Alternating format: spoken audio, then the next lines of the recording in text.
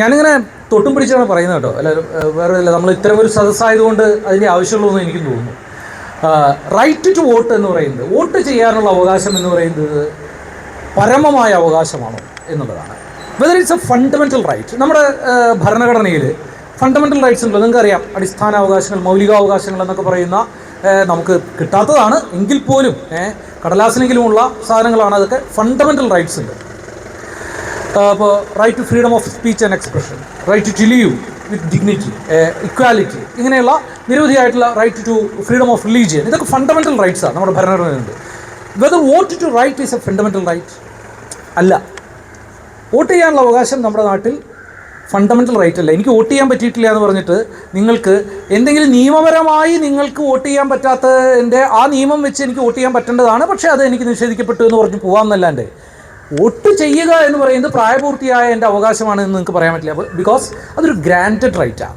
നിയമത്തിൻ്റെ ഭാഷയിൽ പറഞ്ഞത് ഒരു ഗ്രാൻറ്റഡ് റൈറ്റാണ്. നിങ്ങൾക്ക് തരികയാണ് സ്റ്റേറ്റ്, നിങ്ങൾക്ക് ഭരണകൂടം നിങ്ങൾക്ക് തരുന്ന ഒരു റൈറ്റ് മാത്രമാണ്. ഇത് തർക്കങ്ങളില്ലാതെ അംഗീകരിക്കപ്പെട്ടൊരു സാധനമല്ല. Whether right to vote is a fundamental right, whether right to vote is a statutory right, whether right to vote is a constitutional right എന്നുള്ളത് നിരന്തരമായ ചർച്ചകൾ നമ്മുടെ നാട്ടിലുണ്ടായിട്ടുണ്ട്. അത് വാസ്തവത്തിൽ ഈ 1952 ഇത് സംബന്ധിച്ച സാമാന്യമായി പറഞ്ഞ ആദ്യത്തെ കേസ് NP പൊന്നുസ്വാമി കേസ് എന്ന് പറഞ്ഞൊരു കേസ് റൈറ്റ് ടു വോട്ടിനെ സംബന്ധിച്ചുണ്ടാകുന്നത്. ഇത് വളരെ നിർണായകമായൊരു ചോദ്യമാണ്. ഈ നമ്മൾ ഇങ്ങനെയാണ് ജൂറിസ്പ്രുഡൻഷ്യൽ ഫിലോസഫി എന്ന് പറയുന്നത് ഇങ്ങനെ ഉണ്ടാകുന്നത്, കേസുകളിലൂടെയും വ്യാഖ്യാനങ്ങളിലൂടെയാണല്ലോ ഉണ്ടാകുന്നത്. അപ്പോൾ 52 ഇത് ആദ്യമായിട്ട് ഇങ്ങനെ ഒരു പ്രശ്നം വരുന്നത്. വോട്ട് ചെയ്യാനുള്ള അവകാശം എന്ന് പറയുന്നത് പരമമായ അടിസ്ഥാനപരമായിട്ടുള്ള എൻ്റെ മൗലികാവകാശമാണ്. കോടതി പറഞ്ഞല്ല, അത് സ്റ്റാറ്റ്യൂട്ടറി റൈറ്റാണ്. കാരണം ഭരണഘടനയിൽ തന്നെ പറയുന്നുണ്ട് ചില തരം ചിലർക്ക് വോട്ട് ചെയ്യാൻ പറ്റില്ല. മറ്റ് തരത്തിൽ വോട്ട് ചെയ്യുന്നത് നിഷേധിക്കപ്പെടാത്ത ആളുകൾക്ക് ആണ് ഇത് വോട്ട് ചെയ്യാൻ പറ്റുക എന്നുള്ളത്. ഞാനിത് പറയാൻ കാരണം അതിനുശേഷം പല കേസുകളും ഉണ്ടായിട്ടുണ്ട്. 52 മാത്രമല്ല ഞാനിത് പറയുന്നത്. ജമുന പ്രസാദ് മുഖർജിയുടെ 1954 എന്ന് പറഞ്ഞൊരു കേസ്. ഇതിൻ്റെ ഒരു നാൾ വഴിയുണ്ട് ഈ വിഷയം ചർച്ച ചെയ്ത്. ഇപ്പോൾ റൈറ്റ് ടു വോട്ട് പരമാധികാരമായിരുന്നെങ്കിൽ ഇന്ന് ഈ SIR നമ്മളെ ഇത്ര ഭയപ്പെടുത്തില്ല. അതൊരു ഫണ്ടമെൻ്റൽ റൈറ്റ് ആയിരുന്നുവെങ്കിൽ ഞാൻ പ്രായപൂർത്തിയായ ഒരാളാണ്, എനിക്ക് വോട്ട് ചെയ്യാം. പക്ഷെ അതല്ല, ഭരണകൂടം ഗ്രാൻറ്റ് ചെയ്യണം നിങ്ങൾക്ക് വോട്ട് ചെയ്യാനുള്ള അവകാശം.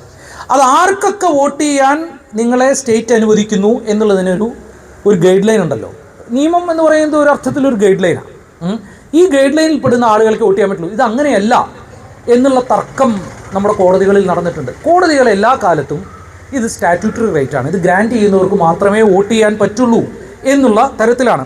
അത് ഈ പൊന്നുസ്വാമി കേസ്, ഈ മുഖർജി ജമുന പ്രസാദ് മുഖർജി ആ കേസ്, അത് കഴിഞ്ഞ് ജ്യോതി ബസു വേഴ്സസ് ദേബി ഘോഷാൽ കേസ്, അത് 82 അങ്ങനെയുള്ള, അതിനുശേഷം കുൽദീപ് നയ്യാർ കേസ്, അങ്ങനെയുള്ള നിരവധി കേസുകളിൽ ഇത്തരത്തിലുള്ള ഒരു പ്രശ്നം വരികയും ഈ റൈറ്റ് ടു വോട്ട് എന്നുള്ളത് എക്സ്ക്ലൂസീവായിട്ടുള്ളൊരു റൈറ്റ് അല്ല, മറിച്ച് റൈറ്റ് ടു വോട്ട് എന്നുള്ളൊരു സ്റ്റാറ്റ്യൂട്ടറി റൈറ്റ് ആണെന്ന് ഇന്ത്യയിലെ കോടതികൾ നിരന്തരമായി പറയുകയും ചെയ്യുന്ന ഒരു വിഷയമാണ്.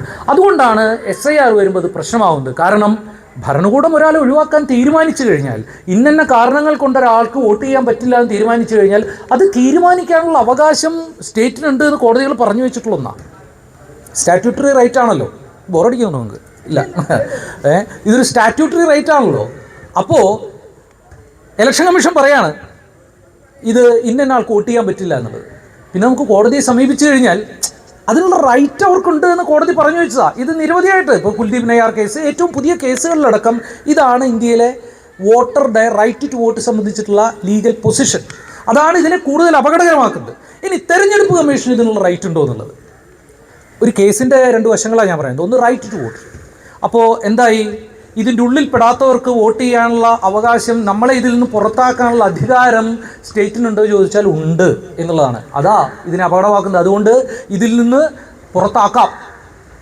പുറത്താക്കാം അവർക്ക്. ഇത് വലിയൊരു രാഷ്ട്രീയ സമരമായി മാറുന്നത് സ്റ്റേറ്റ് ഈ അധികാരം വെച്ചിരിക്കുന്ന ഒരു രാജ്യത്താണ് നമ്മളുടെ വോട്ടവകാശം വെച്ചിരിക്കുന്നത്. നമ്മുടെ വോട്ടവകാശം നമ്മുടെ കയ്യിലല്ല, സ്റ്റേറ്റിൻ്റെ കയ്യിലാണ്. നമ്മൾ ആർക്ക് വോട്ട് ചെയ്യുന്നത്, ഫ്രീഡം ടു വോട്ട് എന്ന് പറയുന്നത്, വോട്ട് ചെയ്യാനുള്ള അവകാശമുള്ളവർക്കുള്ള ഫ്രീഡം ടു വോട്ട് നിങ്ങളുടെ റൈറ്റാണ്. അതുകൊണ്ടാണ് നോട്ട എന്ന് പറയുന്നത് കോടതി അനുവദിക്കുന്നത്. ആ ലീഗൽ പൊസിഷൻ അതാ. നിങ്ങൾ ആർക്ക് വോട്ട് ചെയ്യണം എന്ന് നിങ്ങൾക്ക് തീരുമാനിക്കാം. എനിക്ക് ഈ പറയുന്ന ആർക്കും വോട്ട് ചെയ്യണ്ട, അത് നിങ്ങളുടെ റൈറ്റാണെന്ന് പറയുന്നത്. ഞാൻ വോട്ട് ചെയ്യണോ അത് നിങ്ങളല്ല തീരുമാനിക്കുന്നത്, അത് ഭരണകൂടമാണ് തീരുമാനിക്കുന്നത്. അപ്പോൾ ഭരണകൂടം ഇങ്ങനൊരു വാറോലയുമായിട്ട് വരിക, ആരൊക്കെ വേണം ഇതിൻ്റെ ഉള്ളിൽ എന്നുള്ളത് വലിയ അപകടമാണത്. അത് ഒരു ഫാഷിസ്റ്റ് സർക്കാരാണ്, ഭരണകൂടമാണ് ഇന്ന് തീരുമാനിക്കുന്നത് എന്നുള്ളതാണ് അപകടം. ഇനി ഇലക്ഷൻ കമ്മീഷൻ ഇതിനുള്ള റൈറ്റ് ഉണ്ടോ? SIR, ഈ സ്പെഷ്യൽ ഇൻറ്റൻസീവ് റിവിഷൻ എന്ന് പറയുന്ന ഒരു സാധനത്തിന് ഇലക്ഷൻ കമ്മീഷൻ റൈറ്റ് ഉണ്ട്. ഇപ്പോൾ കോടതിയിലുള്ള SIR ചോദ്യം ചെയ്തിട്ടുള്ള ഹർജികളിലെ ഒരു വാദം എന്ന് പറയുന്നത് whether the election commission has the constitutional power to do this exercise എന്നുള്ളതാണ്. ഉണ്ടോ എന്നുള്ളത്. ഇതുവരെയുള്ള ഒരു സാധനം എന്ന് പറഞ്ഞാൽ സമ്മറി റിവിഷനും ഇൻറ്റൻസീവ് റിവിഷനും SR ആൻഡ് IR എന്ന് പറയുന്ന 2 റിവിഷൻസിനാണ് ആർക്ക് അധികാരമുള്ളത്? ഇലക്ഷൻ കമ്മീഷന് അധികാരമുള്ളത്. സമ്മറി റിവിഷൻ എന്ന് പറയുന്ന ഒരു സാധനം അത് പീരിയോഡിക്കലി നടത്തുന്ന ഒന്നാണ്. സാധാരണഗതിയിൽ ഇല്ലാത്തവരെ മാറ്റുക, അങ്ങനെ എന്നൊക്കെ. ഇൻറ്റൻസീവ് റിവിഷൻ എന്ന് പറയുന്നത് ഈ പറയുന്ന വീട്ടിലെത്തുകയും ഫിസിക്കൽ ചെക്കിങ് നടത്തുകയും ഒക്കെ ചെയ്ത് വോട്ടർമാരുണ്ടോ ഇല്ലേ എന്നൊക്കെ തീരുമാനിക്കും. ഇതിൻ്റെയൊക്കെ ഓനസ് ആരുടെ മുകളിലാണ്? ഇതിൻ്റെയൊക്കെ ഉത്തരവാദിത്തം ആരുടെ മുകളിലാണ്? ഈ 2 ഇലക്ഷൻ കമ്മീഷൻ്റെ മുകളിലാണ്. SIR വരുമ്പോൾ ദ ടേൺ ദ ടേബിൾ, അത് മാറ്റുന്നു. ഉത്തരവാദിത്തം ആരുടെ മുകളിലാണ്? നമ്മുടെ മുകളിലാണ്. വോട്ട് ചെയ്യണോ വേണ്ടയോ എന്നുള്ള കാര്യത്തിൽ ഇത് ആര് തീരുമാനിക്കും? നിങ്ങളുടെ വോട്ടവകാശം ഉറപ്പാക്കേണ്ട ഉത്തരവാദിത്തം നിങ്ങളുടെ മുകളിലാണ്. അതിന് സാധാരണഗതിയിൽ ഒരു മനുഷ്യൻ്റെ കയ്യിലില്ലാത്ത എല്ലാ രേഖകളും അവർ പറഞ്ഞു. ബീഹാറിലാണ് ആദ്യം തുടങ്ങിയപ്പോൾ SIR തുടങ്ങിയപ്പോൾ ആധാർ പറ്റില്ല, ഇലക്ഷൻ കമ്മീഷൻ തന്നെ കൊടുത്ത ഐഡൻറ്റിറ്റി കാർഡ് പറ്റില്ല, ഇതൊന്നും പറ്റില്ല, കാരണം പ്രോപ്പർട്ടി റൈറ്റ്സ് അത് ഇത് എന്നൊക്കെ പറഞ്ഞിട്ട് മറ്റു കുറേ സാധനങ്ങൾ അവർ കൊടുത്തു. 11ഓളം രേഖകൾ അവർ വെച്ചു. ഈ 11 രേഖകളുടെ പ്രശ്നം അതിൻ്റെ വിശാലാർത്ഥത്തിൽ എടുത്തു നോക്കൂ. എന്തുമാത്രം ചരിത്രത്തിലെ ജനാധിപത്യ സമരങ്ങളെ മുഴുവൻ നിഷേധിക്കുന്ന തരത്തിലാണ് ആ രേഖകൾ വരുന്നത്. വളരെ നിഷ്കളങ്കമായിട്ടല്ല ഒന്നും വരുന്നത്, അതുകൂടി മനസ്സിലാക്കണം. ഒന്ന് പ്രോപ്പർട്ടി റൈറ്റ്സിൻ്റെ കടലാസുകൾ ഹാജരാക്കാനാണ് പറയുന്നത്. എവിടേക്കാണ് നമ്മൾ പോകുന്നത്?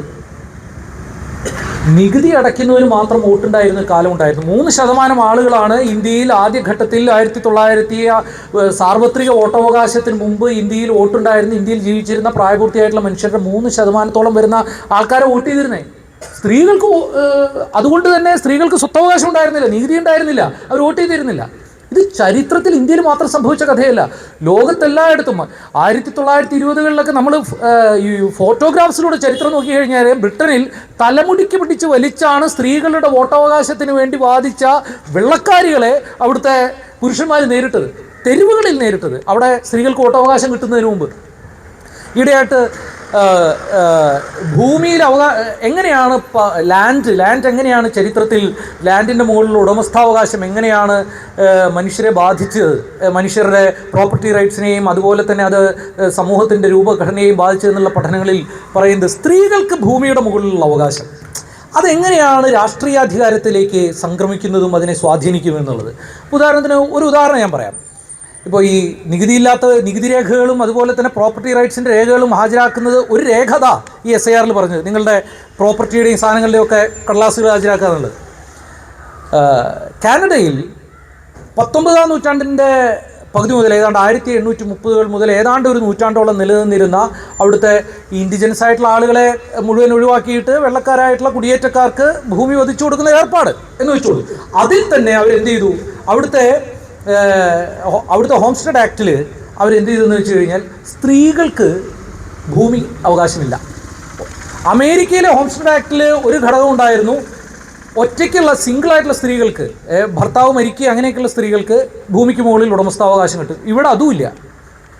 100 മില്യൺ ഏക്കർ ഭൂമിയാണ് ഈ നിയമം മാറുന്നതിന് മുമ്പായിട്ട് പുരുഷന്മാർക്ക് പതിച്ചു കൊടുത്തത് കാനഡയിൽ. ഒന്ന് ആലോചിച്ച് നോക്കൂ.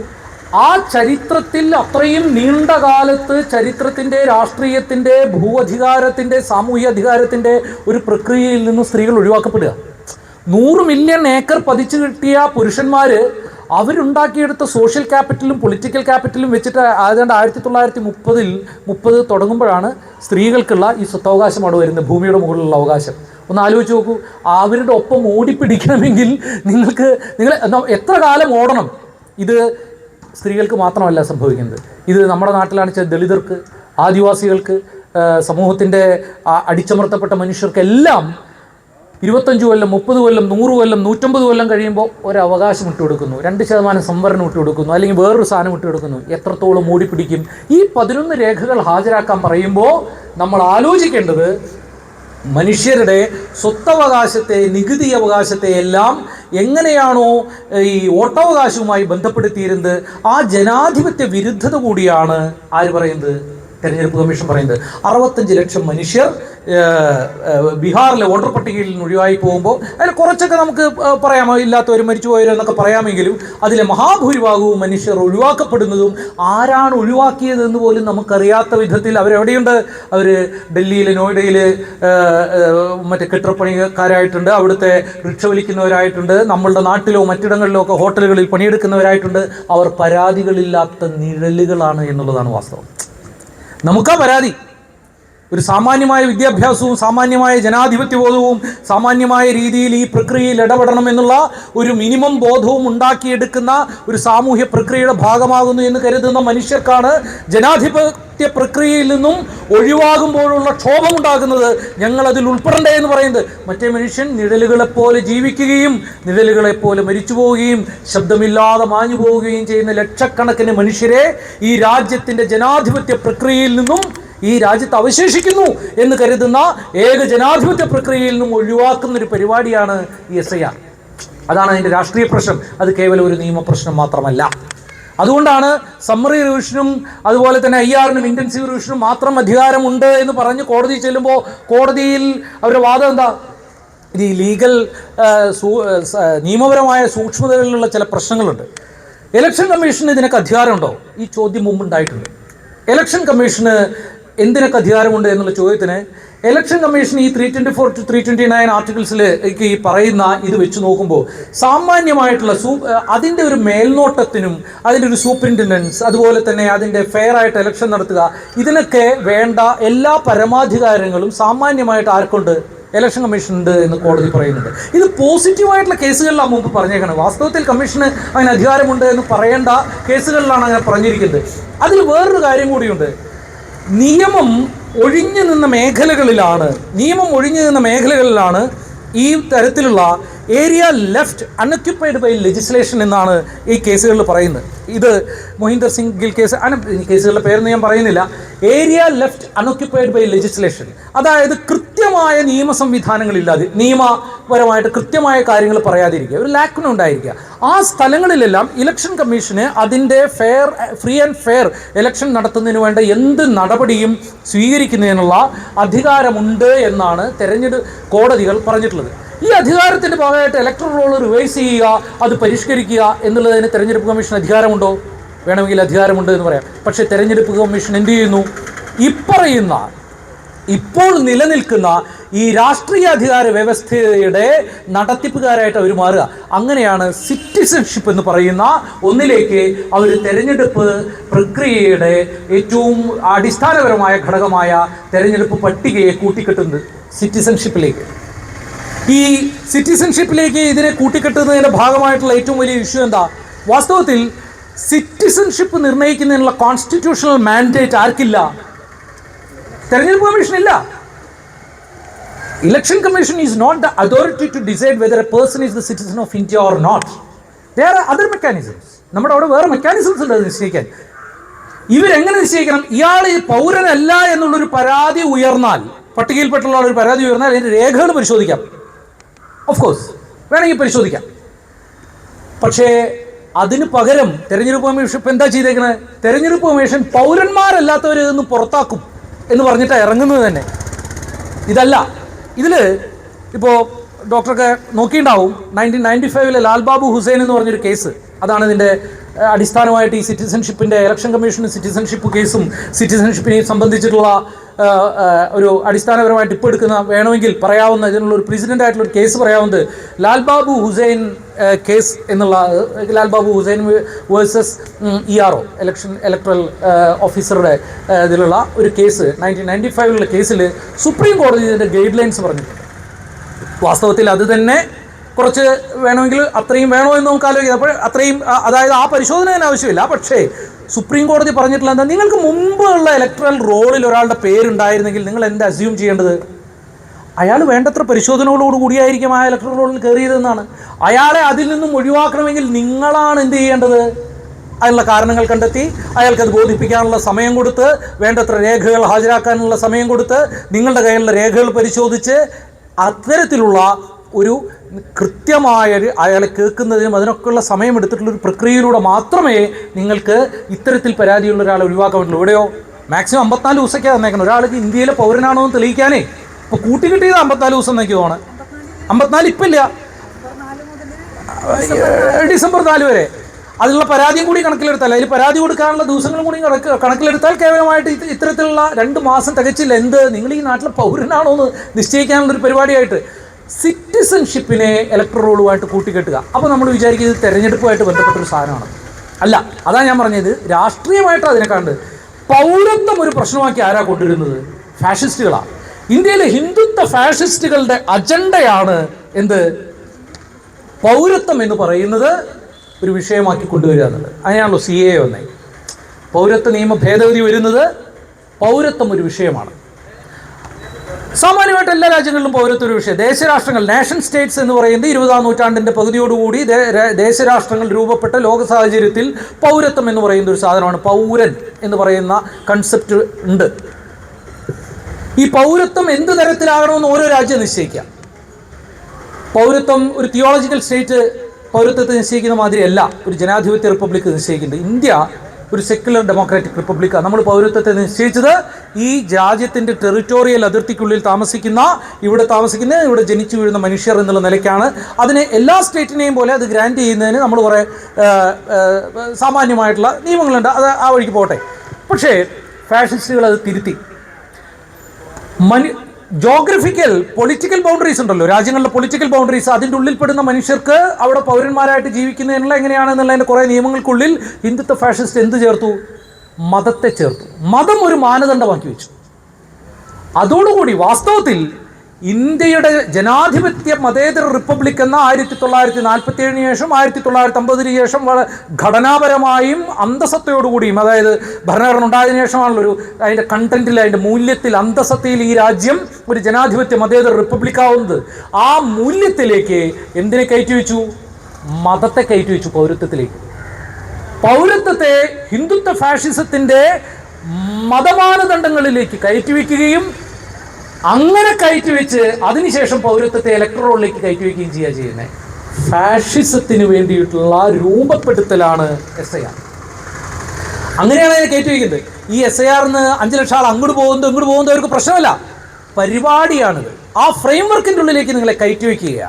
ഇന്ന് പൗരത്വത്തിന് മാനദണ്ഡം മതമായി കഴിഞ്ഞു. ഒരു മാനദണ്ഡം മതമാണ് ഇന്ത്യയിൽ. ഇതിൽ നിന്ന് നമുക്ക് മാറ്റില്ല. സ്വാഭാവികമായിട്ടും CAAക്ക് എതിരായിട്ടുള്ള സിറ്റിസൺഷിപ്പ് ആക്ടിൻ്റെ അമെൻമെൻറ്റിനെതിരായിട്ടുള്ള നമ്മുടെ സമരങ്ങൾ ദുർബലമായി. അത് ദുർബലമായി കഴിഞ്ഞു. ബീഹാറിൽ ഇലക്ഷൻ കഴിഞ്ഞിട്ട് 2 ദിവസം കഴിഞ്ഞപ്പോഴേക്കും, ഒരാഴ്ച കഴിഞ്ഞപ്പോഴേക്കും എന്തു വന്നു? ലേബർ കോഡ്, 4 ലേബർ കോഡുകൾ കൊണ്ടുവന്നു കേന്ദ്ര സർക്കാർ. സത്യത്തിൽ ബീഹാർ ഇലക്ഷന് ലേബർ കോഡുമായിട്ടൊരു ബന്ധം വേണ്ട കാര്യമില്ല, അതിന് മുമ്പ് കൊണ്ടുവരാം. പക്ഷെ കൊണ്ടുവന്നപ്പോഴാണ്. കാരണം എന്താ? രാഷ്ട്രീയമായി, അതാണ് ഞാൻ നേരത്തെ പറഞ്ഞത്, ബഹുജന പിന്തുണയുള്ള ഒന്നാണ് എന്ന് ഫാഷിസം ഇടയ്ക്ക് ഉറപ്പിക്കും. നടക്കുമ്പോൾ മൃഗങ്ങളിങ്ങനെ ചവിട്ടി നോക്കില്ല, ആനയ്ക്ക് ഇങ്ങനെ ചവിട്ടി നോക്കുന്ന കണ്ടിട്ടില്ലേ? നിലം ഉറപ്പാണോ എന്ന്. ഏറ്റവും സൂക്ഷ്മമായിട്ട് കാട്ടു നടക്കുന്ന ഒരു ജീവിയാണ് ആന. കൃത്യമായിട്ട് ചവിട്ടി നോക്കും, ഒരു വടിയെടുത്ത് തല്ലി നോക്കും, വീഴില്ലേ എന്നൊക്കെ നോക്കും. കാരണം വീണെണിക്കാൻ വലിയ ബുദ്ധിമുട്ടാണ്, വലിയ സാധനമല്ലേ. അതുകൊണ്ടായിരിക്കാം ഫാഷിസത്തിന് അതാ ബുദ്ധിമുട്ട്. ഒരിക്കൽ വീണാൽ ചരിത്രത്തിൽ തന്നെ എഴുന്നേൽക്കാൻ വലിയ ബുദ്ധിമുട്ടാണ്. എല്ലാ ടൊട്ടാലിറ്റേറിയൻ റിജിംസിൻ്റെയും സമഗ്രാധിപത്യ ഭരണകൂടങ്ങളുടെയും രാവും പകലുമുള്ള ആധി എന്ന് പറയുന്നത് വീണാൽ പിന്നെ എഴുന്നേൽക്കാൻ പറ്റില്ല. അതാണ് വീണാൽ പിന്നെ അവർ എഴുന്നേൽക്കില്ല. വീഴാതിരിക്കാൻ എന്തും ചെയ്തുകൊണ്ടിരിക്കും. അതായത് പ്രതിരോധിക്കുന്ന നമ്മളെക്കാൾ 1000 ഇരട്ടി കണ്ണുകളും കാതുകളുമുള്ള ഒരു ജീവിയാണ് ഫാഷിസം. 1925 രൂപപ്പെട്ടതെന്ന് മുതൽ എന്തുമാത്രം ക്ഷമയോടുകൂടിയാണ് ഹിന്ദുത്വ ഫാഷിസം ഇന്ത്യയിൽ പ്രവർത്തിച്ചതെന്ന് നോക്കിയാൽ അറിയാം. 1990-കളിലെ 80-കളുടെ അവസാനം വരെയും, അത് കഴിഞ്ഞ് 90-കളിൽ ആദ്യത്തെ വാജ്പേയി ഗവൺമെൻറ് കേന്ദ്രത്തിൽ അധികാരം വന്ന് കുറച്ച് ദിവസം മാത്രം ഇരുന്ന് പിന്നെ പോയി ഒരു ഫുൾ ടേമിലേക്ക് വരുന്ന ആ കാലഘട്ടം എത്തുന്നത് വരെ ഇന്ത്യയിലെ രാഷ്ട്രീയ അധികാരത്തിൻ്റെ പടിക്ക് പുറത്താണ് 2 ആൾ. അതിൻ്റെ ഇടയ്ക്ക് വന്ന ആ 83-84 ആളുകളുമായിട്ട് വന്നൊരു കാലഘട്ടം വരെ എവിടെയായിരുന്നു ഇന്ത്യയിലെ ഫാഷിസ്റ്റുകൾ? നമ്മുടെ ഇടയിലുണ്ടായിരുന്നു. കർക്കിടക മാസത്തിൽ രാമായണമായിട്ടുണ്ടായിരുന്നു, അമ്പലങ്ങളിൽ ഭാഗവത പാരായണമായിട്ടുണ്ടായിരുന്നു. നമ്മളോട് അവരെ കണ്ടില്ലേ എന്തൊക്കെയെങ്കിലും പറഞ്ഞാൽ അവരൊറ്റക്കെട്ട എന്ന് പറഞ്ഞ് മുസ്ലിങ്ങളെ ചൂണ്ടിക്കാണിക്കുന്ന ആളുകളായിട്ടുണ്ടായിരുന്നു. ഇപ്പോൾ പച്ചക്കറി മാത്രം കഴിക്കുക എന്ന് പറഞ്ഞാൽ എന്തോ വിശുദ്ധിയാണെന്ന് നമ്മളോട് പറയുന്ന ആളുകളായിട്ടുണ്ടായിരുന്നു. കുറി തൊടുന്നവരും മുറുക്കി തുപ്പുന്നവരും അതുപോലെ തന്നെ സാംസ്കാരിക ചിഹ്നങ്ങൾ എന്നുള്ള പേരിൽ അശ്ലീലമായ അത്തരം സാംസ്കാരിക ചിഹ്നങ്ങളെ കൊണ്ടു നടക്കുന്നവരുമായിട്ടുണ്ടായിരുന്നു. 1980-കൾ വരെ നമുക്ക് ഈ ഭാഗത്തുള്ള ആളുകളൊക്കെ ആയതുകൊണ്ട് നമുക്ക് മനസ്സിലാവും, ആളുകൾ ഒളിപ്പിച്ചു വയ്ക്കാൻ ശ്രമിച്ച പൂണൂര് ഒക്കെ ഇന്ന് പുറത്തേക്കിട്ട് നടക്കുന്ന അശ്ലീല മനുഷ്യരായിട്ട് നമുക്ക് അന്ന് തോന്നിയ, അന്ന് അവർ ധൈര്യപ്പെട്ടിരുന്നില്ല അല്ലേ?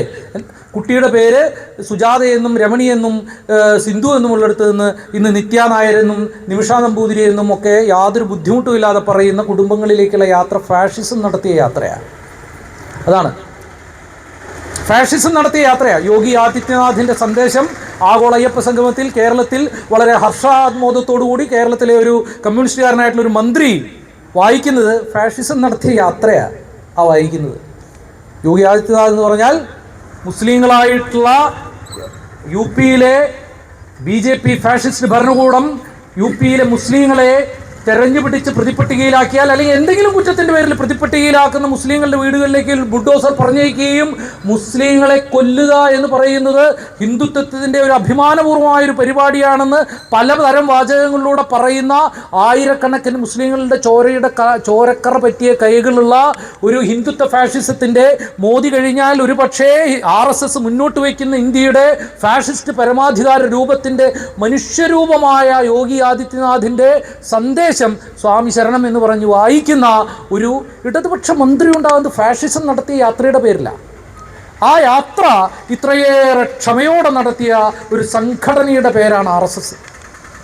ആ യാത്ര 1925 മുതൽ 2025 വരെ ഒരു നൂറ്റാണ്ട് കാലം ക്ഷമയുടെ സംഘടനാരൂപമായി നടത്തിയ ഒരു പാർട്ടിയുടെ ഒരു സംഘടനയുടെ പേരാണ് RSS.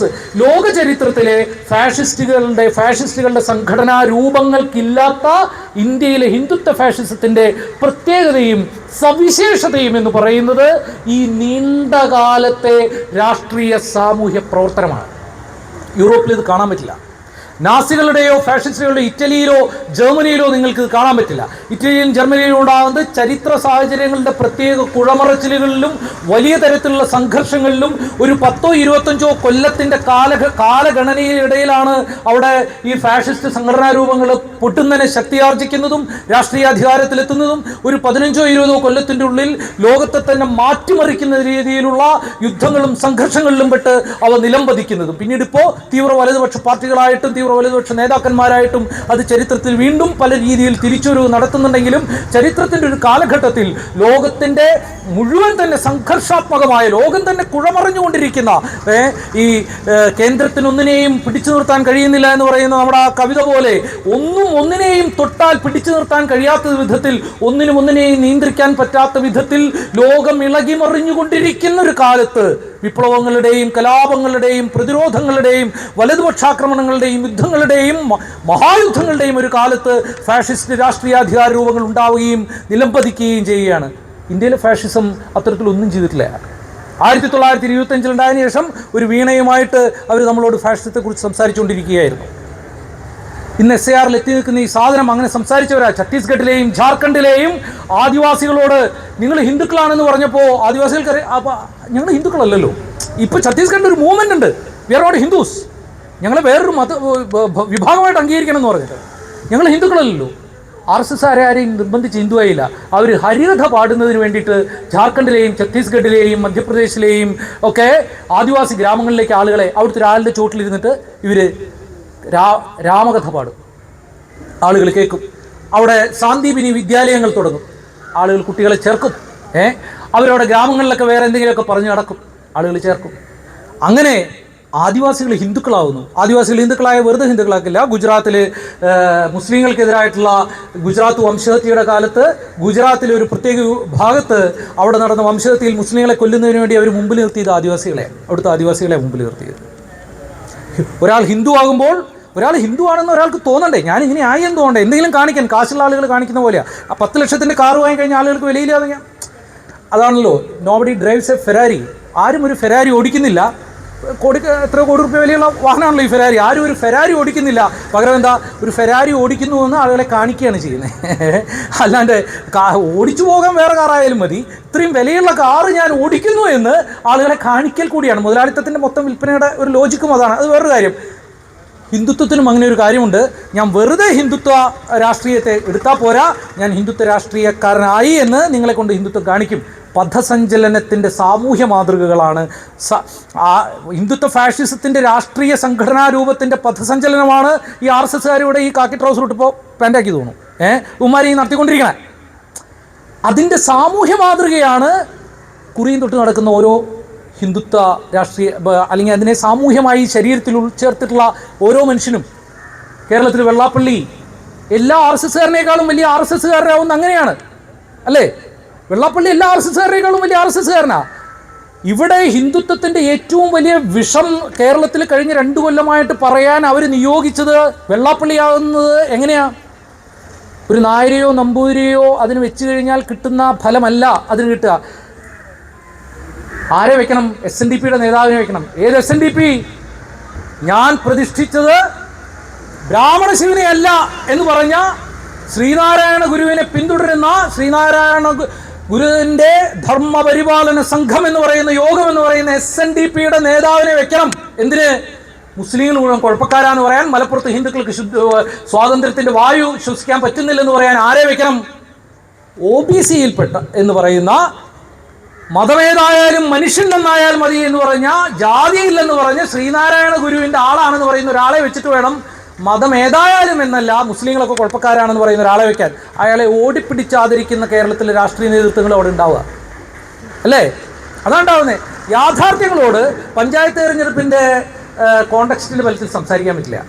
ഞാൻ നിങ്ങൾക്കാർക്കെങ്കിലും അതിൽ വിരോധമുണ്ടോ എന്ന് എനിക്കറിയില്ല. രാഷ്ട്രീയ യാഥാർത്ഥ്യങ്ങളോട് അവിടെ 10 വോട്ട് കിട്ടില്ല, അല്ലെങ്കിൽ ഇവിടെ 4 വോട്ട് കിട്ടില്ല, കേൾക്കുന്നവർക്ക് ബുദ്ധിമുട്ട്, അങ്ങനെയല്ല സംസാരിക്കേണ്ടത്. രാഷ്ട്രീയ യാഥാർത്ഥ്യങ്ങൾ വളരെ കോൺക്രീറ്റ് ആയിട്ടുള്ള സാധനങ്ങളാണ്. ഇത് ഫാഷിസ്റ്റുകൾക്കറിയാം. അവരതാ നമ്മളോട് എപ്പോഴെങ്കിലും ഒരു ഫാഷിസ്റ്റ് നിങ്ങളോട് അപ്പോളജറ്റിക് ആയിട്ടുണ്ടോ? ഞങ്ങൾക്ക് ഇങ്ങനെ പറ്റാത്തതുകൊണ്ടാണ് കേട്ടോ, നിങ്ങൾക്ക് ബുദ്ധിമുട്ടായോ? ഇല്ലല്ലോ, അവർ വളരെ ക്ലിയറാണ്. സിറ്റിസൺഷിപ്പ് എന്ന് പറയുന്ന സാധനം ആരുടെയാ? ഞാൻ അതാ പറഞ്ഞു തന്നേ, ഫാഷിസ്റ്റ് അജണ്ടയാണ് സിറ്റിസൺഷിപ്പ്. എവിടെ നിന്ന് തുടങ്ങുന്നു? ഞാൻ നേരത്തെ പറഞ്ഞ പൗരത്വ ഭേദഗതിയിലല്ല അതിൻ്റെ തുടക്കം. അത് സവർക്കറിലും ഗോൾവാർക്കറിലും ആണ് അത് കിടക്കുന്നത്. എന്താ കിടക്കുന്നത്? ഇവിടെ ആരുടെ മണ്ണാണെന്ന് സവർക്കർ പറഞ്ഞിട്ടുണ്ട്. ആരുടെയാ ഇത്? പിതൃഭൂമിയും ഇത് പുണ്യഭൂമിയുമായവരുടെ മണ്ണ് മാത്രമാണ് ഇന്ത്യ. അവരാണ് ഇവിടുത്തെ പൗരന്മാർ. ആ പൗരത്വത്തിലേക്കുള്ള പോക്കായി SIR. ബംഗാളിൽ ആയിരക്കണക്കിന് മനുഷ്യർ ബംഗ്ലാദേശിലേക്ക് പേടിച്ച് തിരിച്ചു പോകുന്നു എന്ന് പറയുമ്പോൾ അവരെന്തിനാണ് തിരിച്ചു പോകുന്നത്? അതിൻ്റെ റേറ്റും അതിൻ്റെ പ്രൊപ്പോർഷനും എത്രയാണെന്നുള്ള അവിടെ നിൽക്കട്ടെ. എന്തിനാണ് തിരിച്ചു പോകുന്നത്? അവർക്ക് ഇവിടെയുള്ള രേഖകൾ വെച്ച് ഇവിടെ പൗരന്മാരായിട്ട് തെളിയിക്കാൻ പറ്റില്ല എന്നുള്ള ഭീതി കൊണ്ട് അവർ SIR വരുമ്പോൾ ബംഗാളിൽ നിന്നും അതിർത്തി കടന്ന് ആളുകൾ ബംഗ്ലാദേശിലേക്ക് തിരിച്ചു പോകുന്നതെന്ന് പറയുന്നത് അനധികൃത കുടിയേറ്റക്കാരാണെന്നാണ് ഇവർ പറയുന്നത്. അത് വേറൊരു ചരിത്രപരമായിട്ടുള്ള വസ്തുതയാണ്. കുറേ കാര്യങ്ങൾ ഈ ബംഗ്ലാദേശും ബംഗാളും ഒക്കെ എങ്ങനെയാണെന്നുള്ളത് ഇപ്പോൾ രവേട്ടനൊക്കെ അവിടെ താമസിച്ചാൽ അറിയാം. നമ്മളൊക്കെ എത്രയോ തവണ ഇതൊക്കെ വേറൊരു രൂപത്തിൽ കിടക്കുന്ന സ്ഥലങ്ങളാണ്. ഈ പൗരത്വത്തിൻ്റെ പ്രശ്നം എന്ന് പറയുന്നത്, തിരിച്ചു പോകുന്നതെന്ന് പറയുന്നത് പൗരന്മാരല്ല എന്നുള്ള പ്രശ്നം ആരുടെയാണ് ഇന്ത്യ എന്ന് സവർക്കർ പറഞ്ഞിട്ടുണ്ട്. നമ്മൾ വിചാരിക്കുന്ന ഈ പൗരത്വത്തിലേക്കല്ല ഇവർ SIRലൂടെ യാത്ര ചെയ്യുന്നത്. SIR കൊണ്ടുവന്ന് എത്തിക്കുന്നത് ഈ പിതൃഭൂമി പുണ്യഭൂമി പൗരനിലേക്കാണ്. സവർക്കർ പറഞ്ഞിട്ടുണ്ട്, ഇത് ഇന്ത്യയിലെ പൗരന്മാരാരാന്നറിയോ? ഇത് പിതൃഭൂമിയായിട്ടുള്ള ഇത് പുണ്യഭൂമിയായിട്ടുള്ള ആളുകളാണ് ഇന്ത്യയിലെ പൗരന്മാർ. അതുകൊണ്ട് ആരാ? ഹിന്ദുക്കളാണ് ഇവിടുത്തെ പിതൃഭൂമിയും പുണ്യഭൂമിയായിട്ടുള്ള ആളുകൾ. ഇവിടെ ജനിച്ചു എന്നുള്ളതുകൊണ്ട് മാത്രം നിങ്ങളിവിടെ പൗരനാണെന്ന് ധരിക്കേണ്ടതെന്നാണ് സവർക്കർ പറയുന്നത്. ഇത് നിങ്ങളുടെ പുണ്യഭൂമിയാണ്. മുസ്ലിമിന് ഇത് പുണ്യഭൂമിയല്ലല്ലോ. അത് ചോദിക്കാറുള്ളൂ സവർക്കർ. മക്കയും മദീനയും ഒക്കെ നിങ്ങളുടെ വിശ്വാസത്തിൻ്റെ പുണ്യഭൂമിയായിട്ടുള്ള സ്ഥലങ്ങളിലുള്ള ആളുകൾക്ക് ഇതെന്ത് പുണ്യഭൂമി? പിന്നെ ഇവിടെ ജീവിക്കാം. എങ്ങനെ? സബോർഡിനേറ്റ് ആയിട്ട്. ഹിന്ദുക്കളുടെ ഭൂരിപക്ഷ പ്രത്യയശാസ്ത്രത്തിനും ഭൂരിപക്ഷം മതത്തിൻ്റെയും കീഴിൽ ജീവിക്കുന്ന എഴുതി വെച്ചതാണല്ലോ. ഇതിപ്പോൾ തർക്കമൊന്നുമില്ല, എഴുതി വെച്ചതാ. അങ്ങനെ ജീവിക്കാമെന്ന്. അങ്ങനെ ജീവിക്കാനുള്ളൊരു പട്ടികയാണ് SIRലൂടെ ഉണ്ടാക്കുന്നത്. ഇത് കേവലം തെരഞ്ഞെടുപ്പിനുള്ളൊരു പട്ടിക മാത്രമല്ല. ഈ പ്രത്യയശാസ്ത്ര രാഷ്ട്രീയ ബോധത്തെ ഒരു അഡ്മിനിസ്ട്രേറ്റീവ് രൂപത്തിൽ പല രീതിയിൽ നമ്മളോട് ഉറപ്പിക്കുകയാണ് ഇവർ ചെയ്തുകൊണ്ടിരിക്കുന്നത്. പല രീതിയിൽ ഉറപ്പിക്കുകയാണ് ഇതിലൂടെ ചെയ്തുകൊണ്ടിരിക്കുന്നത്. ഞാൻ നിർത്താം, ഡോക്ടർക്ക് എല്ലാവരും സംസാരിക്കണ്ട. ഞാൻ പറഞ്ഞത്, ഞാൻ ഇതിൻ്റെ രാഷ്ട്രീയം അതുകൊണ്ടാണ് പറഞ്ഞത്, കേവലം ഒരു വോട്ടർ പട്ടിക പരിഷ്കരണം മാത്രമല്ല ഇത്. ഇപ്പോൾ കേരളത്തിൽ ഞാനിതിനെ കാണുമ്പോഴേ ഈ ഫാഷിസം എങ്ങനെയാണ് നോർമലൈസ് ചെയ്യുക എന്നുള്ളത്. ഇപ്പോൾ മോദി നമുക്ക് നോർമലാ, അമിത്ഷാ നമുക്ക് നോർമലാ. അന്താരാഷ്ട്ര നിയമങ്ങൾക്കനുസരിച്ച് അന്താരാഷ്ട്ര കോടതിയിൽ വംശഹത്യക്ക്, ജനസൈഡിന് വിചാരണ ചെയ്ത് ശിക്ഷിക്കപ്പെടേണ്ട രണ്ട് നരാധവന്മാരാണ് ആര്? ഈ നരേന്ദ്രമോദിയും അമിത്ഷായും അല്ലേ? ഗുജറാത്തിൽ നൂറുകണക്കിന് മുസ്ലിങ്ങളാണ് എന്നുള്ള കാരണമുണ്ട്. അതാണ് വംശഹത്യയുടെ അന്താരാഷ്ട്ര നിയമത്തിൻ്റെ കണക്ക്. ഏതെങ്കിലും ഒരു വിഭാഗത്തിനെ, ഒരു മതവിഭാഗത്തിൽപ്പെട്ട, ഒരു വംശത്തിൽപ്പെട്ട, ഒരു റേസിൽപ്പെട്ട ആളുകളാണ് എന്നുള്ളത് അതാണ് കാരണം എന്നുള്ളത് കൊണ്ട്, അല്ലാണ്ട് വേറൊന്നുമില്ല. കാരണം നിങ്ങൾ ആരുമായിരിക്കാം, പക്ഷെ നിങ്ങൾ അതിൽപ്പെട്ട ഒരാളാണ് എന്നുള്ളത് കൊണ്ട് അതിൽപ്പെട്ട ആളുകളെ തെരഞ്ഞു പിടിച്ച് ആസൂത്രിതമായ രീതിയിൽ, ഒരു സ്ട്രക്ചേർഡ് ആയിട്ടുള്ള രീതിയിൽ അവരെ ഒരു കൂട്ടം എന്നുള്ള രീതിയിൽ ഇല്ലാതാക്കുന്ന പ്രക്രിയയുടെ ഹിംസാത്മകമായ പ്രക്രിയയിലൂടെ അവരെ കൂട്ടക്കൊല ചെയ്യുന്ന ഒരു പരിപാടിയാണ് ജനസൈഡ് ആസ് പെർ ഇന്റർനാഷണൽ ലോ. അതിന് അന്താരാഷ്ട്ര കോടതികളിൽ അതിന് പിടിച്ചവരെയാണ് വിചാരണ ചെയ്യുന്നത്. സ്ലോബോദൻ മിലോസെവിച്ചിനെ, യൂഗോസ്ലോവിയൻ ഭരണാധികാരിയായിരുന്ന മിലോസെവിച്ചിനെ ആ സെർബിയൻ യുദ്ധകാലത്തിന് ശേഷം പിടിച്ച് വിചാരണ ചെയ്ത് അതിൻ്റെ പേരിലാണ്. അങ്ങനെ അന്താരാഷ്ട്ര നിയമത്തിൻ്റെ ദൗർബല്യമൊക്കെ വേറെ. അങ്ങനെ വിചാരണ ചെയ്യപ്പെടുന്ന രണ്ടാളുകളാണ് നമ്മളുടെ പ്രധാനമന്ത്രിയും ആഭ്യന്തരമന്ത്രിയും അല്ലേ? നമുക്കൊരു കുഴപ്പമില്ല, നോർമലൈസ് ചെയ്ത് കഴിഞ്ഞു. നമ്മൾ നോർമലൈസ് ചെയ്തു അല്ലേ? ഇതാണ് പ്രശ്നം. യോഗി ആദിത്യനാഥിനെ നമ്മൾ നോർമലൈസ് ചെയ്തു. യോഗി ആദിത്യനാഥ് കേരളം പോലെ ഒരു മതേതര സമൂഹത്തിൽ നാം രാവും പകലും കാത്തു സൂക്ഷിക്കാൻ, പിടിച്ചു നിർത്താൻ, പ്രതിരോധിക്കാൻ ആഗ്രഹിക്കുന്ന, നമ്മൾ ശ്രമിക്കുന്ന ഒരു മതേതര സമൂഹത്തിന് മുമ്പിൽ യോഗി ആദിത്യനാഥ് വന്നിട്ട് എൻ്റെ സന്ദേശം എന്ന് പറഞ്ഞ് ഒട്ടിച്ചു കഴിഞ്ഞു അയാൾ. അത് നോർമലൈസ്ഡാ നമുക്ക് അല്ലേ? അടുത്ത തെരഞ്ഞെടുപ്പ് ആകുമ്പോൾ അതൊക്കെ മറന്നേക്കൂ എന്നാണ് നമ്മൾ പറയാം. അത് നോർമലൈസ്ഡാ. വൃശ്ചികം 1 വിശ്വാസ സംരക്ഷണത്തിൻ്റെ മറ്റേ പാർട്ടിക്കാർ, UDF അല്ലേ? എന്തൊരു അശ്ലീലമാണെന്ന് നോക്കൂ. ഒരു മതേതര സമൂഹം അതിൻ്റെ ഫ്രെയിംവർക്കിനെ, മതേതര ജനാധിപത്യ റിപ്പബ്ലിക് എന്ന് പറയുന്ന ചട്ടക്കൂടിനെ പിടിച്ചു നിർത്തേണ്ട സമയത്ത് ആരാണ് ഏറ്റവും ഉറക്കെ വിശ്വാസ സംരക്ഷണം നടത്തുന്നത് എന്നാണ് നമ്മൾ മത്സരിച്ചുകൊണ്ടിരിക്കുന്നത്. ഫാഷിസ്റ്റുകൾ കളി കാണുക. കാരണം എന്താ? നിങ്ങൾ എത്ര ഉറക്കെയൊക്കെ ശ്രമിച്ചാൽ, ഞാൻ നേരത്തെ പറഞ്ഞതാ, ഫ്രെയിംവർക്ക് നിശ്ചയിച്ചത് ഇപ്പോൾ ഫാഷിസ്റ്റുകളാണ്. ആ ഫ്രെയിംവർക്കിൻ്റെ ഉള്ളിലെ കളിക്കാർ മാത്രമായിട്ടാണ് നമ്മൾ മാറിക്കൊണ്ടിരിക്കുന്നത്. ഞാൻ നിർത്തുകയാണ്. ഞാൻ ഈ പറഞ്ഞത് എങ്ങനെയാണ് നമ്മൾ ഇതിനെ നോർമലൈസ് ചെയ്ത് എന്നാണ് പറഞ്ഞത്. ഈ പൗരത്വ പ്രശ്നം എന്നൊക്കെ പറയുമ്പോൾ ഫാഷിസത്തിൻ്റെ ഫ്രെയിംവർക്കാണ് നോർമലൈസ് ചെയ്തുകൊണ്ടിരിക്കുന്നത്. ഫാഷിസത്തിനെയാണ് നമ്മൾ സ്വാഭാവികവൽക്കരിച്ചുകൊണ്ടിരിക്കുന്നത്. ഫാഷിസത്തിൻ്റെ രാഷ്ട്രീയ യുക്തികളെയാണ് നമ്മൾ സ്വാഭാവികവൽക്കരിച്ചുകൊണ്ടിരിക്കുന്നത്. കേരളത്തിൽ ഞാൻ അതും കൂടി പറഞ്ഞ് നിർത്താം. കേരളത്തിൽ നമുക്കിപ്പോൾ BLOമാർക്ക് വലിയ വർക്ക് പ്രഷറാണെന്നാണ് പറഞ്ഞത്. വാസ്തവത്തിൽ ഇതൊരു കെണിയാണ്. നമ്മളിപ്പോൾ കേൾക്കുന്ന കൂടെ BLOമാരുടെ ആത്മഹത്യ, അവർക്ക് വർക്ക് പ്രഷറില്ല, ആളുകൾ ആത്മഹത്യ, അതിനൊന്നുമല്ലാട്ടോ ഞാൻ പറയുന്നത്. അതല്ല ഈ പ്രശ്നം. BLOമാരുടെ വർക്ക് പ്രഷറല്ലേ. നാളെ ഇപ്പോൾ സെൻസസ് വന്നു, അതൊരു അഡ്മിനിസ്ട്രേറ്റീവ് ഇഷ്യൂ ആണ്. അതൊരു ഭരണ സംവിധാനത്തിൻ്റെ പ്രശ്നമാണല്ലോ. അങ്ങനെയാണെന്ന് വെച്ചാൽ ഇപ്പോൾ ഉള്ള BLOമാർക്ക് പകരം ഒരു 5000 ആളെ കൂടി സർക്കാർ പല രീതിയിലും എങ്ങനെയെങ്കിലുമൊക്കെ കൊടുക്കാമെന്ന് നിശ്ചയിച്ചു. ആ പ്രശ്നം അങ്ങോട്ട് പരിഹരിച്ചു വരിക. SARൻ്റെ പ്രശ്നം തീർന്നോ? ഇല്ല. നോക്കൂ, നോർമലൈസ് ചെയ്തുകൊണ്ട് കേരളത്തിലെ രാഷ്ട്രീയ കക്ഷികളിൽ, ഞാൻ തോമസ് ഐസക്കിൻ്റെ മറ്റാണ് പോസ്റ്റ് കണ്ടത്, ആരും വോട്ട് ചേർക്കാൻ വിടരുത്, അങ്ങനെയൊക്കെയാണ് മൂപ്പർ പറയണേ. ഇവർ എല്ലാവരും രാഷ്ട്രീയ കക്ഷികൾക്ക് പറയാം. ഇപ്പോൾ ഞാനും പറയാം, എൻ്റെ വോട്ട് പോയാൽ വോട്ട് ചേർക്കേണ്ടത് തന്നെ. പ്രശ്നം അതല്ലോ. നിങ്ങൾ ഈ തെരുവുകളിൽ എവിടെയെങ്കിലും കാണുന്നുണ്ടോ SARനെതിരെ വലിയ പ്രക്ഷോഭം? കേരളത്തിൽ എവിടെയാണെന്നേ വലിയ സമരം നടന്നേക്കണേ. കേരളത്തിൽ ഒരു രാവിലെ ആഹ്വാനം ചെയ്തു കഴിഞ്ഞാൽ വൈകുന്നേരം 10000 ആളുകളുടെ വലിയ പരിപാടികൾ നടത്താൻ കെൽപ്പുള്ള രാഷ്ട്രീയ കക്ഷികളാണ് ഇവിടുത്തെ എല്ലാ പാർട്ടികളും.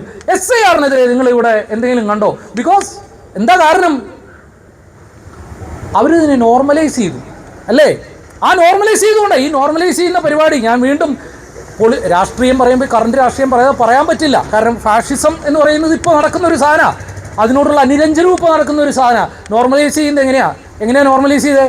നിങ്ങളുടെ പാഠപുസ്തകങ്ങളിൽ നിന്ന് ഒരു ഇഷ്ടിക വെച്ച്, ഒരു കരസേവകൻ 1 ഇഷ്ടിക വെച്ചാൽ, ഒരു കരസേവകൻ 4 ഇഷ്ടിക വെച്ചാൽ 100 കരസേവകർക്ക് ഇത്ര മണിക്കൂറിൽ എത്ര ഇഷ്ടിക വയ്ക്കാൻ പറ്റുമെന്നാണ് സന്ദീപിനി വിദ്യാലയത്തിൽ പഠിപ്പിച്ചേർന്നത്. ഏത് രാമക്ഷേത്രം ഉണ്ടാക്കാനേ? അങ്ങനെ പഠിപ്പിച്ചു തുടങ്ങിയ ഒരു പരിപാടിയുടെ ഭാഗമായിട്ടാണ് രാഷ്ട്രീയാധികാരം കിട്ടി. ഇപ്പോൾ PM ശ്രീ എന്ന് പറയുന്നത് ഒന്ന്. അങ്ങനെ കിട്ടിയ ഒരു രാഷ്ട്രീയാധികാര പദ്ധതിയിലാണ് ഗോഡ്സെയാണ് ഗാന്ധിയെ കൊന്നതെന്നുള്ള വെട്ടിക്കളഞ്ഞ്, RSSനെ നിരോധിച്ചു എന്നുള്ള വെട്ടിക്കളഞ്ഞ്, മുഗൾ രാജവംശത്തെക്കുറിച്ചുള്ള പാഠഭാഗങ്ങൾ വെട്ടിക്കളഞ്ഞ്, റഷ്യൻ വിപ്ലവത്തെക്കുറിച്ചുള്ള പാഠഭാഗങ്ങൾ NCERT എടുത്തു കളഞ്ഞ്. അങ്ങനെയാ PM ശ്രീ. അതെന്തായാലും കുഴപ്പമില്ല. ദീപസ്തംഭം മഹാശ്ചര്യം, ഫാഷിസവും മഹാശ്ചര്യം, നമുക്കും കിട്ടണം 4 കോടി എന്ന് പറഞ്ഞിട്ട് PM ശ്രീയിൽ ഒപ്പുവയ്ക്കുമ്പോൾ ഫാഷിസത്തെ നോർമലൈസ് ചെയ്യുക. അത് പറയാതെ നിങ്ങൾക്ക് എസ് ഐ ആറിനെ കുറിച്ച് പറയാൻ പറ്റില്ല. നോർമലൈസിങ് ഫാഷിസമാണ് ഈ പരിപാടികളൊക്കെ. ആ നോർമലൈസ് ചെയ്യുന്ന രാഷ്ട്രീയത്തിൻ്റെ വഴുക്കൽ രാഷ്ട്രീയമുള്ളത് കൊണ്ടാണ് നിങ്ങൾക്ക് ഈ തെരുവുകളിലൊന്നും എസ് ഐ ആറിനെതിരായിട്ടുള്ള വലിയ സമരങ്ങൾ കാണാൻ പറ്റാത്തത്. ഇവിടെ കൂടി കോഴിക്കോട്ട് നിന്ന് ഖദീജ ഡോക്ടർ വന്നിട്ട് പറയുന്നതും നമ്മളെപ്പോലെയൊക്കെ എങ്ങനെ പറഞ്ഞാലും എന്ന് പറഞ്ഞാൽ ഉടനെ ആൾക്കാർ പറയാം ഇനിയിപ്പോൾ ഫാഷിസത്തെ കുറിച്ചാണല്ലോ പറയാൻ പോകുന്നത് എന്ന് പറയുന്ന 10 ആൾ അതാ പറഞ്ഞ് ഞാൻ ഈ പറഞ്ഞ കാര്യങ്ങളൊക്കെ നിങ്ങൾക്ക് അറിയുന്ന കാര്യങ്ങളാണ്. ഇങ്ങനെ പറയുന്ന പരസ്പരമുള്ള എക്കോ ചേമ്പറുകളിൽ മാത്രമായിട്ട് പോകുന്നത് ഇതിനെതിരെ ബഹുജനങ്ങളെ അണിനിരത്താൻ കഴിയുന്നവർ ഇതിനെ നോർമലൈസ് ചെയ്തുകൊണ്ടാണ്. നമ്മൾ അതുകൂടി പറയണം. അത് പറഞ്ഞില്ലെങ്കിൽ നമ്മൾ മാർക്സിസത്തിൻ്റെയൊക്കെ ഏറ്റവും വലിയ സാധനം അതാണല്ലോ, കോൺക്രീറ്റ് സർക്കംസ്റ്റാൻസസിനെ, മൂർത്തമായ സാഹചര്യങ്ങളെ മൂർത്തമായി വിശകലനം ചെയ്യാതെ നമുക്ക് മുന്നോട്ട് പോകാൻ പറ്റില്ല. അല്ലാണ്ട് അതൊന്നും ഇല്ല എന്ന് പറയരുത്. കേരളത്തിൽ ഇന്ന് നടക്കുന്നത് ഈ ഫാഷിസ്റ്റ് യുക്തിയെ നോർമലൈസ് ചെയ്യുന്ന, സ്വാഭാവികവൽക്കരിക്കുന്ന ഒരു പ്രക്രിയ ആയതുകൊണ്ടാണ് SIR ഒരു BLO പ്രശ്നമായിട്ട് മാറുന്നത്. BLOമാരുടെ ജോലിഭാരം ഒരു അഡ്മിനിസ്ട്രേറ്റീവ് ഇഷ്യൂയാണ്. BLOമാരുടെ സമരം നടത്തിയിട്ട് നമുക്ക് SIRനെ തോൽപ്പിക്കാൻ പറ്റില്ല. കളക്ടർ 2 ഉത്തരവിറക്കുക, നാളെ വരാത്തവൻ്റെയൊക്കെ ജോലി പോകുമെന്ന് പറഞ്ഞാൽ BLOമാർ 24 മണിക്കൂർ പണിയെടുക്കും അല്ലേ? മനുഷ്യന്മാർക്ക് തൊഴിലെടുത്ത് ജീവിക്കാൻ പറ്റുള്ളൂ നമ്മുടെ നാട്ടിൽ, അല്ലാണ്ട് ഒന്നും പണിയെടുക്കാൻ പറ്റില്ല. ഇപ്പോൾ തന്നെ കണ്ടില്ലേ, അത് കുറഞ്ഞില്ലേ എൻ്റെ പ്രശ്നം? എൻ്റെ നാട്ടിൽ ആദ്യം ഫോം കൊടുത്തു പോയ ഏതോ ഒരു സ്ത്രീ അപ്പുറത്ത്, ഒരു സർക്കാർ ജീവനക്കാരി, അവർ ഫോം കൊടുത്തു, പൂരിപ്പിക്കാൻ സഹായിച്ചൊന്നുമില്ല. അത് അവരുടെ ഓഫീസ് അലംഭാവത്തിൻ്റെ പകുതിയും പിന്നെ ഇപ്പോൾ കുറേ വീട്ടിൽ കൊടുക്കുകയൊക്കെ വേണ്ടേ. പ്രശ്നങ്ങളുണ്ട് എന്ന് പറഞ്ഞപ്പോൾ അവർ സർക്കാരിൻ്റെ കണക്കിൽപ്പെടാത്ത ഒരു തവണ കൂടി എല്ലാ വീട്ടിലും വന്നു. കാരണം എന്താ? അവർ പേടിച്ചു പോയി, ഇനി എന്തെങ്കിലും പ്രശ്നമാകുമെന്ന് വിചാരിച്ചിട്ട്. ഉദ്യോഗസ്ഥരെയൊക്കെ പേടിപ്പിക്കുന്നതിന് 2 വാറോല മതി. രാഷ്ട്രീയമാണ് നിങ്ങൾ പറയേണ്ടത്. നിങ്ങളുടെ തെരുവുകളിൽ എവിടെയാണ് പ്രതിഷേധം എന്നാണ് ചോദിക്കുന്നത്.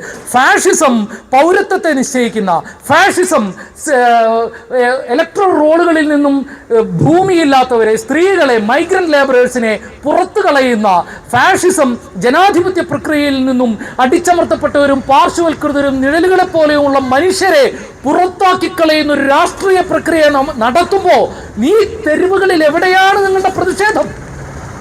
നിങ്ങൾ വേറെന്തൊക്കെയോ പറഞ്ഞ് കളിക്കുക. ഇതാണ് പ്രശ്നം. അതുകൊണ്ടാണ് ഒപ്പം തന്നെ ഞാൻ ആദ്യം പറഞ്ഞതിലേക്ക് എത്തിയിട്ട് തന്നെ അവസാനിപ്പിക്കുകയാണ്. ഇതൊക്കെ പറയുമ്പോഴും ഇലക്ടറൽ റോൾ തിരുത്തിയിട്ട് മാത്രമാണ് ഇന്ത്യയിൽ BJP ജയിക്കുന്നത് എന്ന് നിങ്ങൾ വിചാരിക്കരുത്. 100 കൊല്ലം ക്ഷമാപൂർവ്വം നടത്തിയ രാഷ്ട്രീയ സാമൂഹ്യ പ്രക്രിയയുടെ രാഷ്ട്രീയ പ്രവർത്തനത്തിലൂടെ ഇന്ത്യയുടെ രാഷ്ട്രീയ സാമൂഹ്യ ശരീരത്തിലേക്ക് കിനിഞ്ഞിറങ്ങിയ ഹിന്ദുത്വ രാഷ്ട്രീയ പ്രത്യയശാസ്ത്രം ഓരോ മൂലയിലുമുള്ള ഗ്രാമങ്ങൾ ഇന്ത്യയിൽ സൃഷ്ടിച്ചിട്ടാണ് ഇന്ത്യൻ ഫാഷിസം വിജയിച്ചുകൊണ്ടിരിക്കുന്നത്. അല്ലാതെ ഇത് തിരുത്തിയിട്ട് മാത്രമാണ് നിങ്ങൾ വിചാരിക്കരുത്.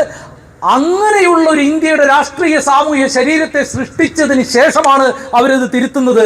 കാരണം അങ്ങനെയുള്ള ഒരു ഇന്ത്യയുടെ രാഷ്ട്രീയ സാമൂഹ്യ ശരീരത്തെ സൃഷ്ടിച്ചതിന് ശേഷം ഇത് തിരുത്താൻ വരുമ്പോൾ റോട്ടിൽ ആരും ഉണ്ടാവില്ല എന്ന് അവർക്കറിയാം. നമ്മളും കാണുന്നുണ്ട്, ആരും ഇല്ല റോട്ടിൽ. അതിനു മുമ്പാണ് അത് തിരുത്തിയതെങ്കിൽ അത് നമ്മളെല്ലാം റോട്ടിലുണ്ടായേനെ, നമ്മളെല്ലാം തെരുവുകളിലുണ്ടായേനെ. ഗാന്ധിയെ വെടിവെച്ച് കൊന്നതിന് ശേഷമുള്ള നീണ്ടകാലത്ത് RSSന്റെ പതിഞ്ഞുകിടപ്പ്, 1975 അടിയന്തരാവസ്ഥ കാലത്ത് JP മൂവ്മെന്റിന്റെ ഭാഗമായിട്ട് JP അവർക്കൊരു രാഷ്ട്രീയ സാധുത കൊടുത്തല്ലോ.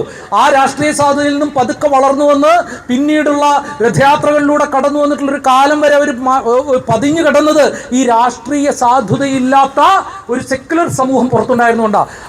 പാർലമെന്റിൽ അദ്വാനിയുടെയും വാജ്പേയിയുടെയും പ്രസംഗങ്ങൾ നമ്മൾ വായിച്ചാൽ മനസ്സിലാവും. വാജ്പേയി എപ്പോഴും പറയാൻ നെഹ്റുവിൻ്റെ കാലത്തുണ്ടായിരുന്ന ആളാണ് ഞാൻ പാർലമെന്റിൽ നിന്ന്. കോൺഗ്രസ്സുകാരെ വാജ്പേയി ഓർമ്മിപ്പിക്കും, I was in the parliament when Nehruji was there. Panditji എന്ന് പറയാം. പണ്ഡിറ്റ്ജി ഉണ്ടായിരുന്ന കാലത്ത് ഇങ്ങനെയായിരുന്നില്ല. ഞങ്ങൾ തമ്മിൽ രാഷ്ട്രീയ അഭിപ്രായ വ്യത്യാസങ്ങളുണ്ടായിരുന്നു, പക്ഷേ ഞങ്ങൾ തമ്മിൽ ജനാധിപത്യപരമായാണ് കമ്മ്യൂണിക്കേറ്റ് ചെയ്തിരുന്നത്. ആരും അങ്ങനെയല്ല പറഞ്ഞിരുന്നത്. ജനാധിപത്യത്തെക്കുറിച്ച് വാജ്പേയി എന്ന് പറയുന്ന ഫാഷിസ്റ്റ് വാചാലനായിരുന്ന ഒരു കാലം നമുക്കുണ്ടായിരുന്നു. കാരണം പുറത്ത് സെക്യുലർ ജനാധിപത്യത്തിൻ്റെ ഒരു സമൂഹം നിലനിൽക്കുന്നു എന്നതൊക്കെ ഉണ്ടായിരുന്നു. ഇന്ന് ജനാധിപത്യം എന്ന് പറഞ്ഞാൽ എന്താ? ജനാധിപത്യത്തെക്കുറിച്ച് അവർക്ക് ആലോചിക്കേണ്ട കാര്യമില്ല. സംവാദങ്ങളെക്കുറിച്ച്, പൊളിറ്റിക്കൽ ഡിസ്കോഴ്സസിൻ്റെ പ്രതിപക്ഷ ബഹുമാനത്തെക്കുറിച്ച് ആലോചിക്കേണ്ടത്. പ്രതിപക്ഷമില്ലാത്ത ഇന്ത്യയാണ് എനിക്ക് വേണ്ടതെന്ന് പറയാൻ ഇന്ത്യയുടെ പ്രധാനമന്ത്രിക്ക് മടിയില്ലാത്ത ഒരു കാലത്താണ് നമ്മൾ ജീവിക്കുന്നത്. ആ കാലത്താണ് SIR വരുന്നത്. അതിലെ ടെക്നിക്കൽ ഇഷ്യൂസ് മാത്രമല്ല, ഞാൻ പറഞ്ഞു വന്നത് ഇത് ഫാഷിസത്തിൻ്റെ ഒരു രാഷ്ട്രീയാധികാര പദ്ധതിയുടെ ഭാഗമായിട്ടാണ് വരുന്നത്. സിറ്റിസൺഷിപ്പ് അതിൽ പ്രധാനപ്പെട്ടൊരു കാര്യമാണ്. കേരളത്തിൽ നിന്ന് ആരെങ്കിലും പറഞ്ഞേക്കില്ലേ എന്നുള്ളതല്ല അതിൻ്റെ പ്രശ്നം.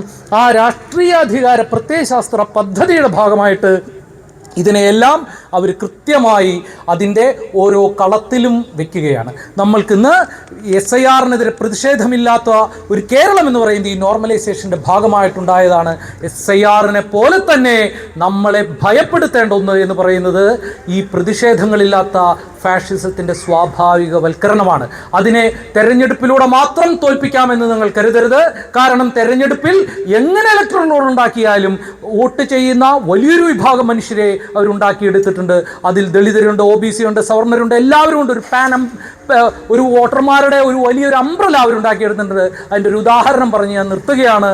രാമക്ഷേത്ര നിർമ്മാണത്തിന് ശിലാന്യാസം നടക്കുന്ന സമയത്ത് അതിൻ്റെ ആദ്യത്തെ ശിലവയ്ക്കുന്നത്, ഇപ്പോൾ ബീഹാറിലെ തെരഞ്ഞെടുപ്പിൻ്റെ വിജയത്തിൻ്റെ അടിസ്ഥാനത്തിൽ നമ്മൾ പറയുമ്പോൾ ആദ്യത്തെ ശിലവയ്ക്കുന്നത് ബീഹാറിൽ നിന്നുള്ള ദളിതനായ കാമേശ്വർ ചൗപ്പാൽ എന്ന് പറയുന്ന ഒരു ദളിതനാണ് ആദ്യത്തെ ഇഷ്ടിക വയ്ക്കുന്നത്.